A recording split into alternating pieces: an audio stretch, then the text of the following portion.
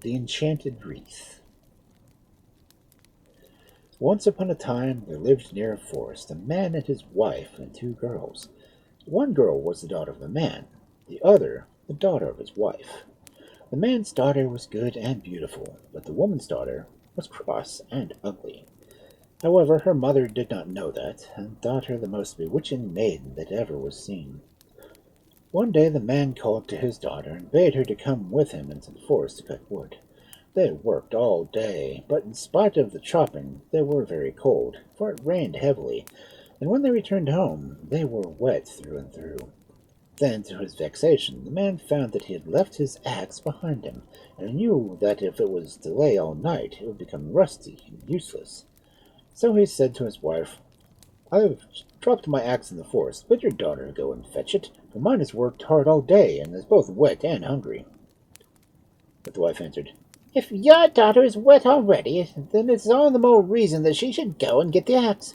Besides, she is a great strong girl, and a little rain would not hurt her, while my daughter would be sure to catch a bad cold." By long experience the man knew there was no good saying any more, and with a sigh he told the poor girl she must return to the forest for the axe. The walk took some time, for it was very dark, and her shoes often stuck in the mud, but she was brave as well as beautiful, and never thought of turning back merely because the path was both difficult and unpleasant. At last, with her dress torn by brambles that she could not see, and her face scratched by twigs on the trees, she reached the spot where she and her father had been cutting in the morning, and found the axe in the place that he had left it. To her surprise, three little doves were sitting on the handle, all of them looking very sad. "You poor little things," said the girl, stroking them. "Why do you sit there and get wet? Go and fly home to your nest. It will be much warmer than this. But first, eat this bread which I saved for my dinner, and perhaps you will feel happier. It is my father's axe you are sitting on, and I must take it back as fast as I can, or I shall get a terrible scolding from my stepmother." Then she crumbled the bread on the ground, and was pleased to see the doves fluttering quite cheerfully towards it. "Goodbye," she said, picking up the axe, and went on her way homeward. By the time they finished all the crumbs, the doves felt much better, and they were able to fly back to their nests at the top of the tree. "That was a good girl," said one. "I really was too weak to stretch out my wings before she came. I should like to do something to show her how grateful I am." "Let us give her a wreath of flowers that will never fade as long as she wears it," cried another. "Let the tiniest singing birds in the world sit among the flowers," rejoined by a third. "No," rejoined the third. "Yes, they will do beautifully," said the first. And when the girl stepped into her cottage, a wreath of rosebuds was on her head, and a crowd of little birds were singing unseen. The father, who was sitting by the fire, thought that, in spite of her muddy clothes, he had never seen his daughter looking so lovely. But the stepmother and the other girl grew wild with envy. "How absurd it is to walk in the pouring night dressed up like that," she remarked crossly, and roughly pulled the wreath from her as she spoke, and placed it on her own daughter. As she did so, the roses became withered and brown, and the birds flew out of the window. "See what a trumpery thing it is," cried the stepmother. "And now take your supper and go to bed, for it is near upon midnight." But though she pretended to despise the wreath, she longs none the less for her daughter to have one like it. Now it happened the next evening the father, who had been alone in the forest, came back a second time without his axe. The stepmother's heart was glad when she saw this, and she said quite mildly, "Why haven't you forgotten your axe again, you careless man? But now your daughter shall stay home, and mine shall go and bring it back." And throwing a cloak over her daughter's shoulders, she bade her hasten to the forest. With a very ill grace the damsel set forth, grumbling to herself as she went.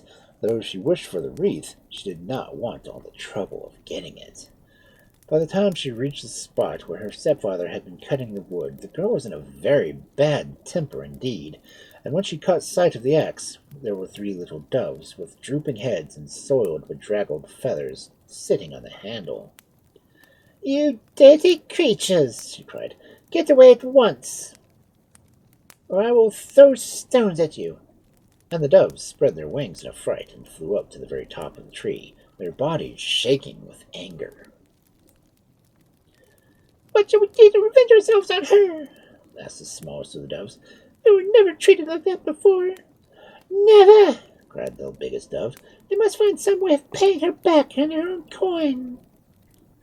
"I know," answered the middle dove. "She shall never be able to say anything but dirty creatures to the end of her life." "Oh, how clever of you! That will do beautifully!" exclaimed the other two, and they flapped their wings and clucked so loud with delight and made such a noise that they woke up all the birds in the trees close by. "What in the world is the matter?" asked the bird sleepily. "That is our secret," said the doves. Meanwhile, the girl had reached home, crosser than ever, but as soon as her mother heard her lift the latch of the door, she ran out to hear her adventures. "Well, did you get the wreath?" she cried. "Dirty creatures!" "Don't speak to me like that! What do you mean?" asked the mother again. "Dirty creatures!" repeated the daughter, and nothing else could she say. Then the woman saw that something evil had befallen her, and turned in rage to her stepdaughter. "You are at the bottom of this, I know!" she cried, and as the father was out of the way, she took a stick and beat the girl till she screamed with pain and went to bed sobbing. If the poor girl's life had been miserable before, it was 10 times worse now, for the moment her father's back was turned, the others teased and tormented her from morning till night, and their fury was increased by the sight of her wreath, which the doves had placed again on her head. Things went on like this for some weeks, when one day, as the king's son was riding through the forest, he heard some strange birds singing more sweetly than birds he had ever heard sing before. He tied his horse to a tree and followed where the sound led him, and to his surprise he saw before him a beautiful girl chopping wood with a wreath of pink rosebuds, out of which some singing came. Standing in the shelter of a tree, he watched her a long while, and then, hat in hand, he went up and spoke to her. "Fair maiden, who are you, and who gave you that wreath of singing roses?" asked he, for the birds were so tiny that, until you looked closely, you never saw them. "I live in a hut at the edge of the forest," she asked, blushing, for she had never spoken to a prince before. "As to the wreath, I know not how it came there, unless it may be a gift of some doves who I fed when they were starving." The prince was delighted with this answer, which showed the goodness of the girl's heart, and besides, he had fallen in love with her beauty, and would not be content till she promised to return with him to the palace, and to become his bride. The old king was naturally disappointed at his son's choice of a wife, as he wished him to marry a neighboring princess, but as from his birth the prince had done exactly as he liked, and nothing was said, and a splendid wedding feast was already ready. The day after her marriage, the bride sent a messenger bearing handsome presents to her father, and telling him of the good fortune which had befallen her. As may be imagined, the stepmother and her daughter were so filled with envy that they grew quite ill, and had to take to their beds, and nobody would have been sorry for it had they ever gotten up again. But that did not happen. At length, however, they began to feel better, for the mother invented a plan by which she could revenge on the girl who had never done her any harm. Her plan was this. In the town where she had lived before she was married, there was an old witch who had more skill with magic than any witch she knew. To this witch she would go and beg her to make her a mask for the face of her stepdaughter, and when she had the mask, the rest would be easy. She told her daughter what she meant to do. Although her daughter could only say dirty creatures in answer, she nodded and smiled and looked well pleased. Everything fell out exactly as the woman had hoped. By the aid of her magic mirror, the witch beheld the new princess walking in her gardens in a dress of green silk, and in a few minutes had produced a mask so like her that very few people could have told the difference. However, she counseled the woman that when her daughter wore it, for that, of course, was what she intended to do, she had better pretend that she had a toothache and cover her head with a lace veil. The woman thanked her and paid her well, and returned to her hut carrying the mask under her cloak. In a few days she heard that a great hunt was planned, and that the prince would leave the palace very early in the morning, so that his wife would be alone all day. This was a chance not to be missed, and taking her daughter with her, she went up to the palace, where she had never seen before. The princess was too happy in her new home to remember that she had suffered all the old one, and she welcomed them both gladly, and gave them quantities of beautiful things to take back with them. At last she took them down to the shore to see a pleasure boat which her husband had made for her, and here the woman, seizing the opportunity, stole softly behind the girl and pushed her off the rock on which she was standing into the deep water, where she instantly sank to the bottom. Then she fastened the mask on her daughter and flung over her shoulders a velvet cloak, which the princess had let fall, and finally arranged the lace veil over her head. "Rest your cheek in your hand, as if you were in pain, and when the prince returns," said the mother, "be careful not to speak, whatever you do. I will be back to the witch and see if I cannot take off the spell laid to you by those horrible birds. Why did I not think of it before?" No sooner had the prince entered the palace than he hastened to the princess's apartment, where he found her lying on the sofa, apparently in great pain. "My dearest wife, what the matter is wrong with you?" he cried, kneeling down beside her and trying to take her hand, but she snatched it away and pointed to her cheek and murmured something he could not catch. "What is it? Tell me, is it pain bad? When did it begin? Shall I send for your ladies to bathe the place?" asked the prince, pouring out these and a dozen other questions, to which the girl only shook her head. "But I can't leave you like this," he continued, starting up. "I must summon all the court physicians and apply soothing balms to the sore place." As he spoke, he sprang to his feet to go in search for them. This so frightened his pretended wife, who knew if that a great physician came near her, the trick would at once be discovered, that she forgot her mother's counsel not to speak, and forgot even the spell that had been laid upon her, and catching hold of the prince's tunic, she cried in tones of entreaty, "Tiny creatures!" The young man stopped, not able to believe his ears, but supposed the pain had made the princess cross, as it sometimes does. However, he had guessed somehow that she wished to be left alone, so he only said, "Well, I dare say a little sleep will do you good, if you can manage to get it, and that you will wake up better tomorrow." Now, that night happened to be very hot and airless, and the prince, after vainly trying to rest, at length got up and went to the window. Suddenly he beheld in the moonlight a form with a wreath of roses on her head rise out of the sea below him, and wash and step up on the sands, holding out her arms as she did so towards the palace. "That maiden is strangely like my wife," he thought. "I must see her closer." And he hastened down to the water, but when he got there, the princess, for she was indeed it, had disappeared completely, and he began to wonder if his eyes had not deceived him. The next morning he went to the false bride's room, but the ladies told him she would neither speak nor get up, though she ate everything they set before her. The prince was sorely perplexed as to what could be the matter with her, for naturally he could not guess that she was expecting her mother to return at every moment to remove the spell the doves had laid upon her, and meanwhile was afraid to speak lest she should betray herself. At length he made up his mind to summon all the court physicians. He did not tell her what he was doing, lest it should make her worse, but he went himself and begged the 4 learned leeches attached to the king's person to follow him to the princess's apartments.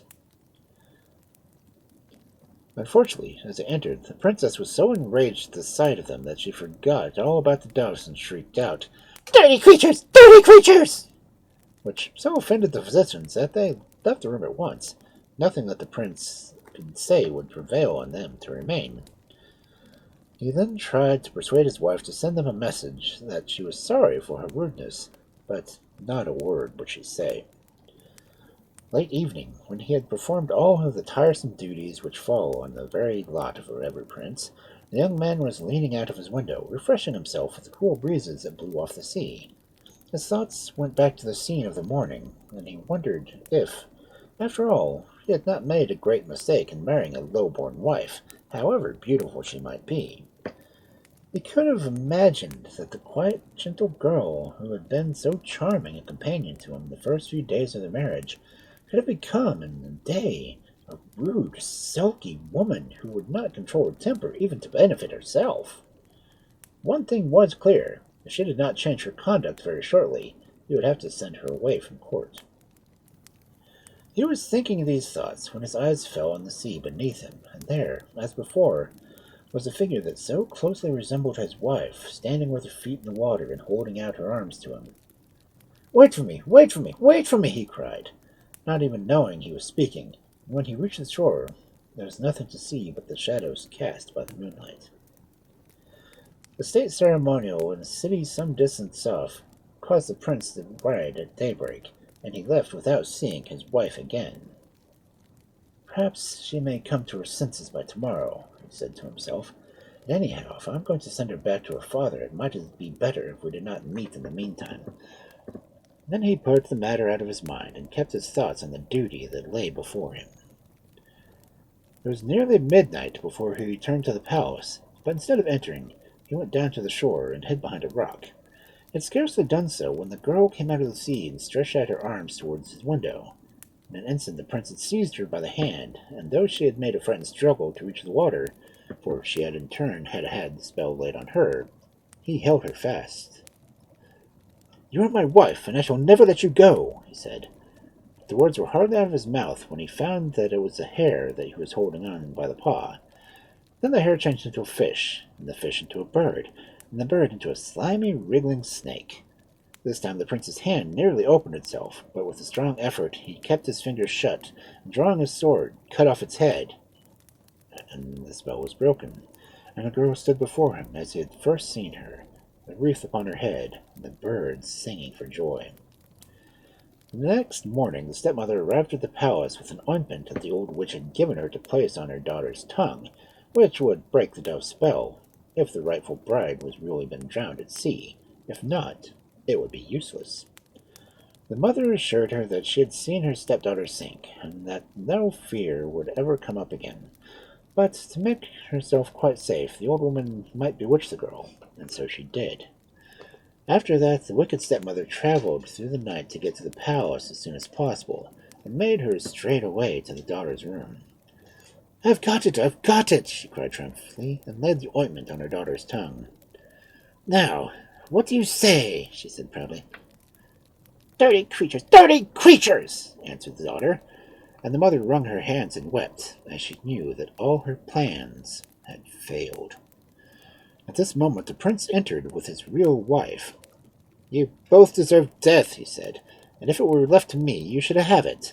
But the princess has begged me to spare your lives, so you will be put on a ship and carried off to a desert island, where you will stay till you die."